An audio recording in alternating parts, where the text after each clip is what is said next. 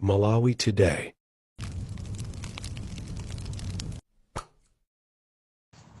Na ufwili wa kufumira ku World Bank. Mukumvera Zodiac Broadcasting Station ZBS nthawi yathu tsopano ya bwana Wanikoloko.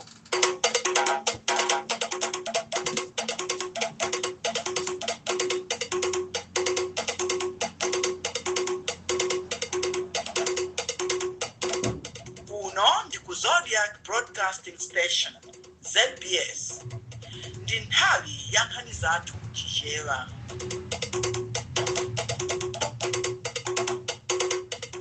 Okubatsirani nkhani zimasanano ndine Dickson Chivwati Gondo kuyamba naye kuti yake. Bongo loyendetsa chisankho la MEC lati ndilokonzeka kuchititsa chisankho chokomera onse otsata malamulo ndi ndondomeko zovomerezeka mdziko lino. President Lazarus Chakwera wasayinira lamulo la chisankho lovomereza anthu othandizira kuponya voti kunja kwa malo omwe analembetsera mkaundula wa chisankho. Ena mwa mabungwe ogwira ntchito za chisankho adandaula ndi kupitirira kwa ntchitidwe wa ziwawa pandale m'madera ena. Mzamasewero mphunzitsi wa timu ya Flames akukhulupirira kuti timu yake ichita bwino pamasewero odzipezera malo ku mpikisano wa matimu pa dziko lonse wa chaka chamawa. Tsopano nazi nkhanizi mwatsatanetsatane.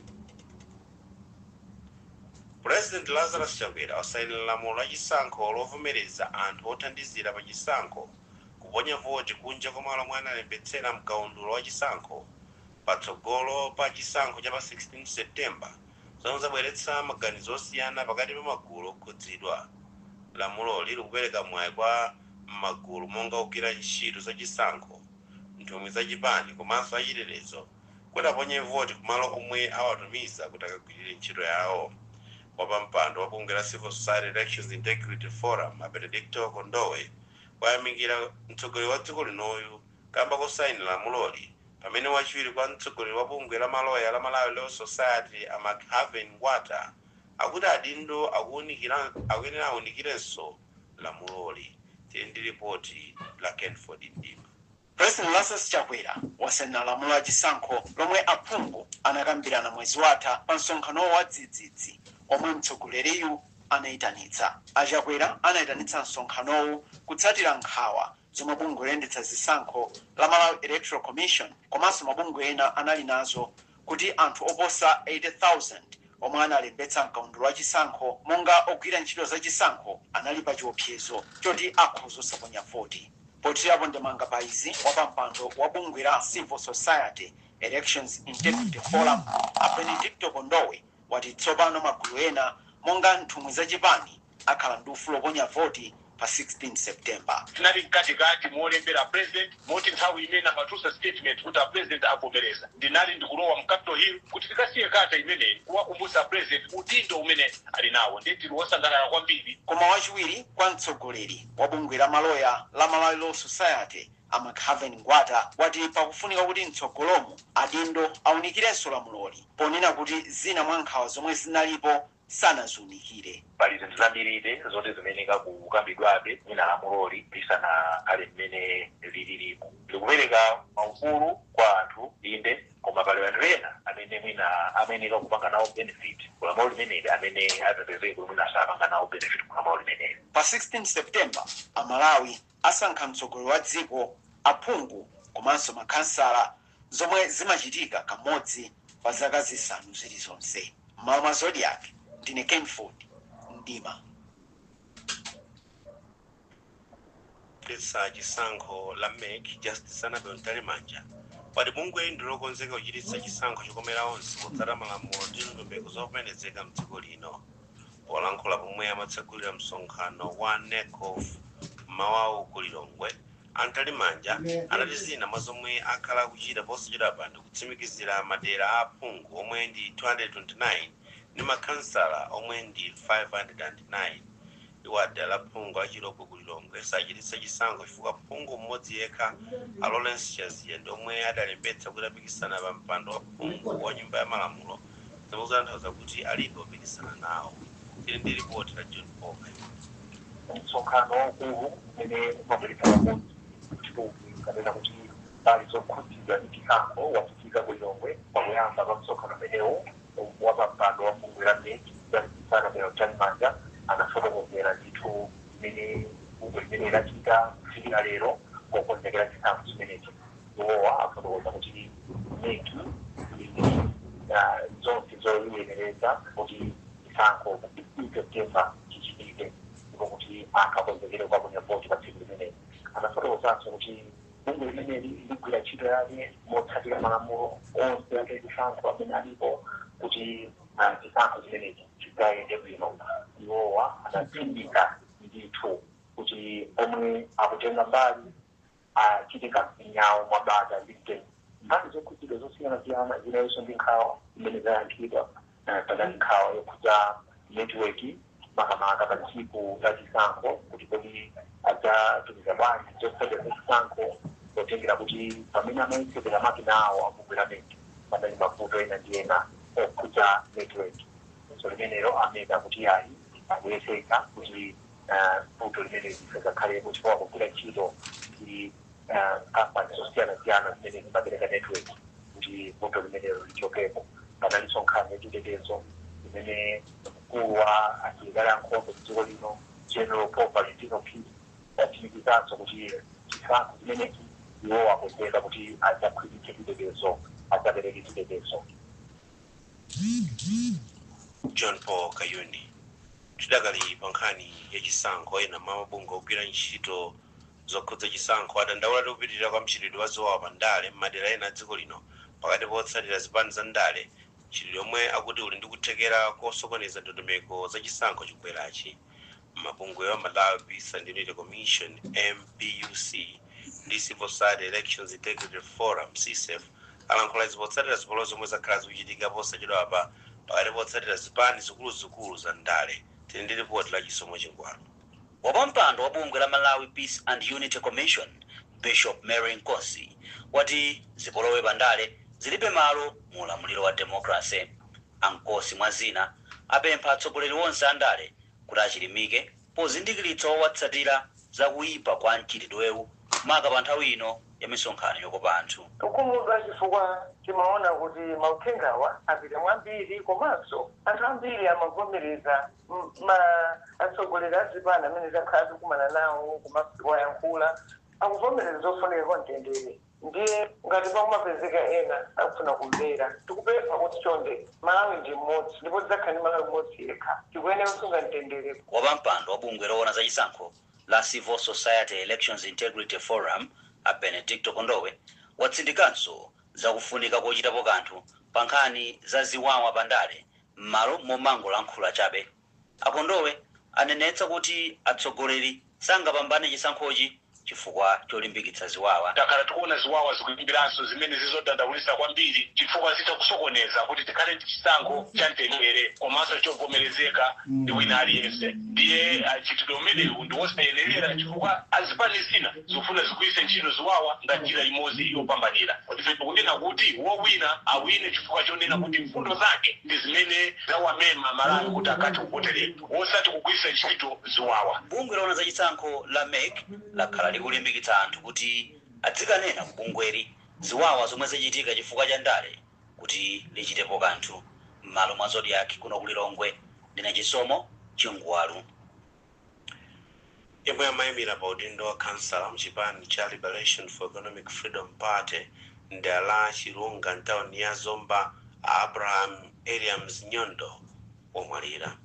President wa chipani Prophet David Mbewa watsimikiza imfa ya Anyondo omwe atamwalira usiku wapitawo pa chipatala chachikulu cha Zomba atadwala kanthawi kochepa. Iwo kuti imfa ya Anyondo ikhudza kwambiri ntchito za chipanichi kamba kuti analinso ndi udindo waukulu okhudza ndondomeko za chipani chawo. Lafa Mlozo wanalankhula Mbewe. Uthenga umene watiperali alisiya anakutola mwatitsitsi ndi anapita chipatala Zomba General Hospital. So pakati ya usiku pena kutoka lero nimene yapeza kuti alisiyowa nditoti. Masiku ochepa kwambiri kufika kuchisankho ndikudziwa kuti muna zimene zikhoza kukhuza mbali ina ya kukonzekera kwa chipani chanu muna zikhuza bwanji? Takhuza kwambiri kukonzekera kwa zisankho zimene zikomanso daliso chipani makamaka taluza mutu amene ngati ne campaign director watu. So chipani tavuze mukufunikira wambiri wampamvu kampeni ya hekta amaso amene amafuna kuti abweretsa kusintha ayize amasule apangeli baleti amayi kuzomba chilungawo disiti so zonsezi yakhala ndithu nkhondo yovota kwambiri pakaifa chipani cha lefu komanso ambiri amene anali masapota a chipani cha lefu ku chilungawo. a David Mbewe yemwe ndi mtsogoleri wa chipani cha Liberation for Economic Freedom Party. Mukumvera nkhani pano pa Zodiac ndipo masanano muli ndine Dickson Chivwati Gondwe. Tonenso mitu yake tisanapitirire.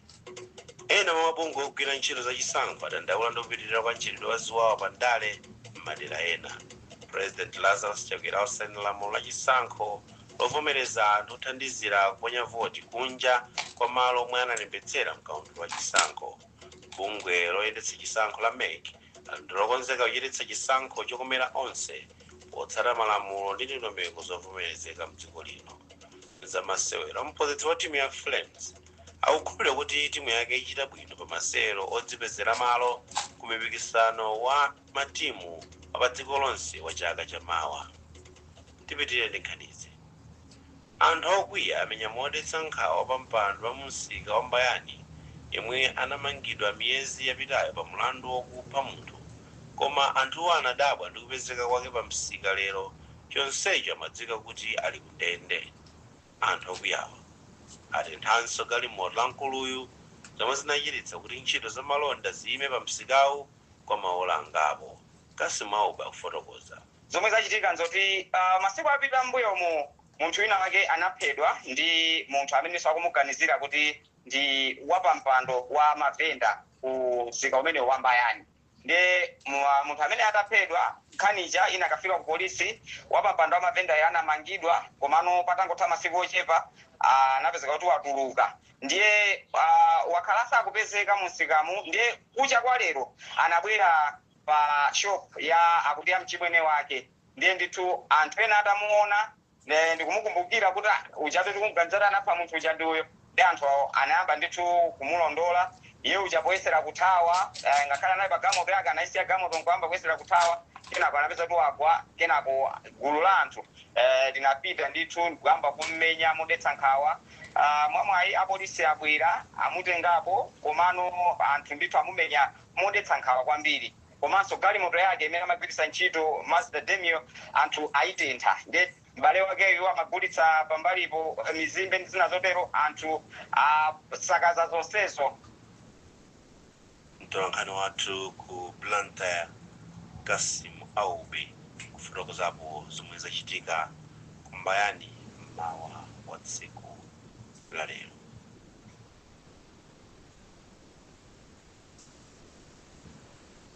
Mzamasewero timu ya mpira wa miyendo ya dziko lino ya Flames ikuyembekezeka kusewera ndi timu ya Namibia pa masewero odzipezera malo ku mpikisano wa 2026 wa matimu apa dziko lonse. Mphunzitsi wa timu ya Kalisto Pasuwa watiuza kuti anyamata ake ndi okonzeka kuti asewere ndi timu ya Namibia lachisanu lino. Timu ya Tunisia ndiyo ikutsogolera gulu H ndi mapoint 16 ndipo wotsatira pake pali timu ya Namibia yomwe ndi mapoint 12 pamene timu ya Flames ili pa namba lachisanu ndi mapoint asanu ndi imodzi 6. Now the league is on. Tinayamba zokonzekera zathu lachisanu lapitali ndi osewera 16 ndipo ambiri mwa iwo anali ochokera mdziko muno. Tinali ndi chikayiko pa osewera monga Lanjesi Nkhoma ndi Patrick Maungulu kamba kuti ligi ya mdziko la DRC inali pa chuti koma ndine okondwa amene akuchitira. Awuzanso osewera anga kuti adzikhulupirire pomwe tikukonzekera masewero ameneyo. Tactically the way approaching it.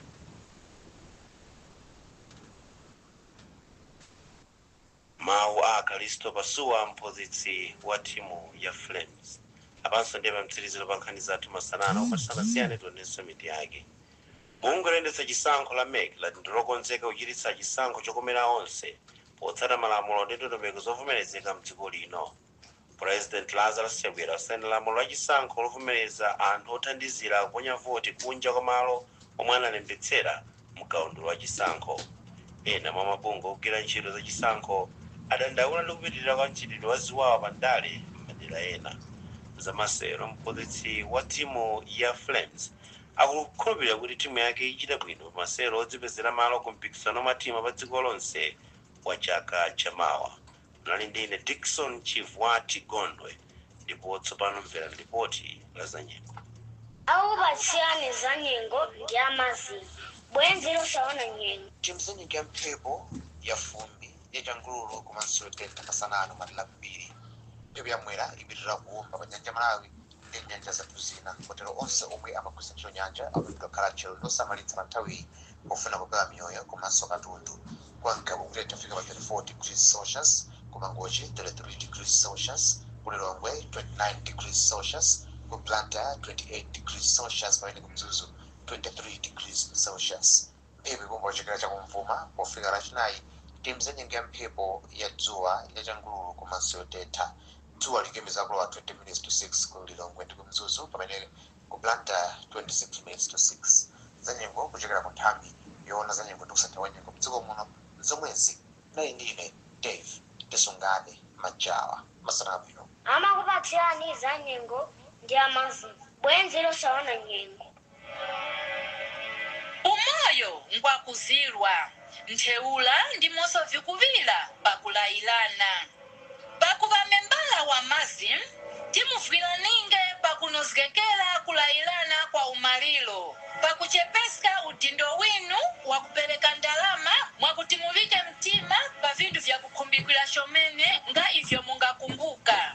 Kupeleka chindi na kuchepeska chitima. Mazi